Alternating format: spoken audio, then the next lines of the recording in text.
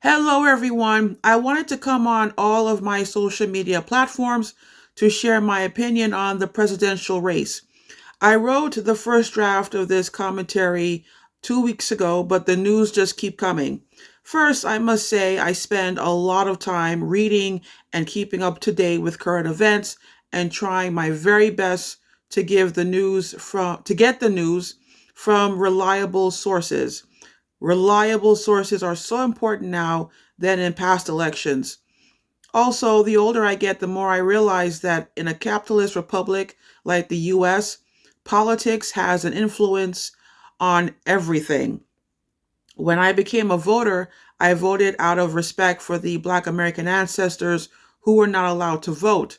But I realized you have to vote or else you get disregarded.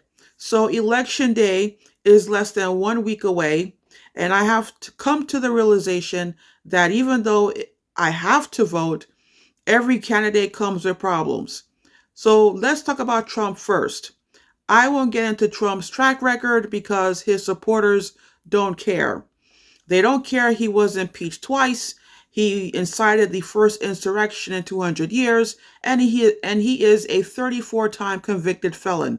I tried really hard to understand why people will vote for Trump. So I took a guess. If you are a millionaire, multimillionaire, a billionaire, and you need tax breaks, Trump looks good. If you were upset when Biden and the Democrats let Title 42 expire, which led to the influx of immigrants, Trump looks good.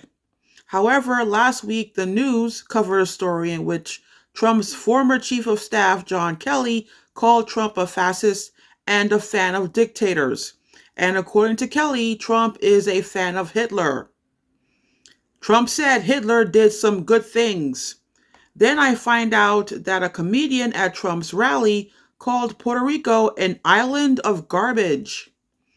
Then Trump said he did not know the comedian. Really? You expect the public to believe that shit? But then Puerto Rican celebrities, including Ricky Martin and Jennifer Lopez, came out and declared their support for Harris. They should have been sounding the alarm since Trump refused to help Puerto Rico after Hurricane Maria. The politician that made sure Puerto Rico got the relief aid they needed was then New York Governor Andrew Cuomo. Look, take away democracy, take away capitalism, and guess what, everybody? You are living in a country with no economic and financial mobility, no unions, no middle class, no millionaires, let alone billionaires. And then there is Harris. I don't think certain parts of the country is ready for a president who is a woman and non-Caucasian. Now, she mentioned in past interviews that her administration will not be a continuation of Biden's. I agree with her when it comes to reproductive rights and her plan for the economy. What I am concerned about is her support for Israel. I was watching a video on YouTube, and a former diplomat who resigned from the Department of State said that Secretary of State Blinken supports Israel's handling on the war. However, I did my research and I found out that Israel has a history of breaking international laws. I did not know that. Did you? According to this diplomat, the U.S. is losing credibility around the world because there is a double standard taking place. That it is not fair that the U.S. do not treat Ukrainian children and Palestinian children fairly. One is prioritized over the other. And if we vote for Harris, we will be using tax-paying money to continue to finance a war in Israel because, according to people who are familiar with that part of the world, Netanyahu doesn't want the war to end. So he will keep going.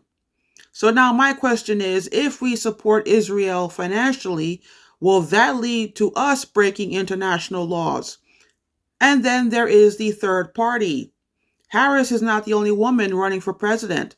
Dr. Jill Stein is the Green Party candidate. Her running mate is Dr. Butch Ware, a college professor. Dr. Stein has her own YouTube channel. The last time I looked, the sad news is Dr. Stein only has 21,000 subscribers.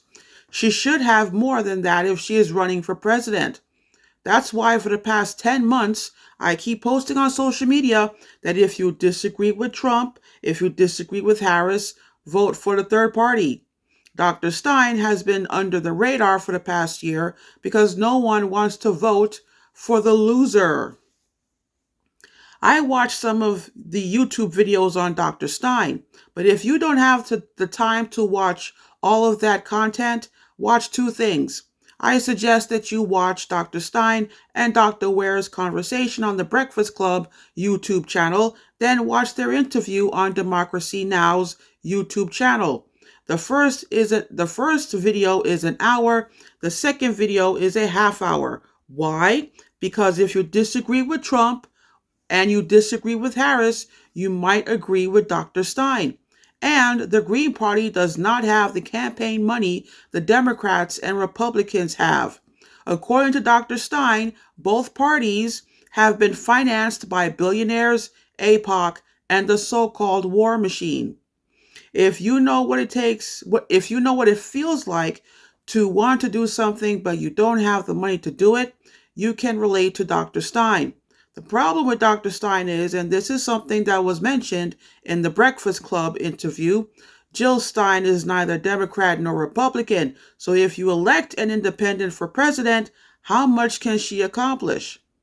The only way she would get things done is if both parties are willing to be bipartisan. I can go on and share more of my opinions, but I want to keep this video as tight as possible.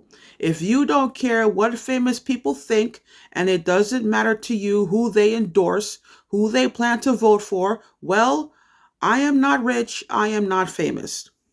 All I will say is this: voting for a Hitler fan is a bad idea because Hitler is one of the main reasons why there was a Second World War and why there is still no peace in the Middle East. I am a member of Generation X. There has never been peace in the Middle East in my life. Another reason there is no peace in the Middle East has to do with the British making promises they had no business in making. But if you don't know, there are YouTube channels, YouTube videos that explain that part of history.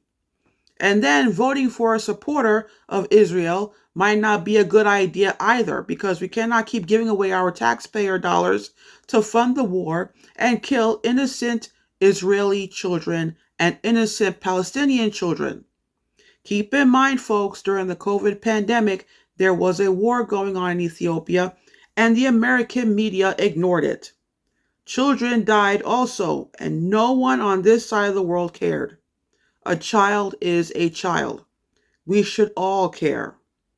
After doing my research on Dr. Stein, I did not find her stand on the overturning of Roe v. Wade, and I don't know how she feels about federal funding for the arts, which is a topic that matters to me.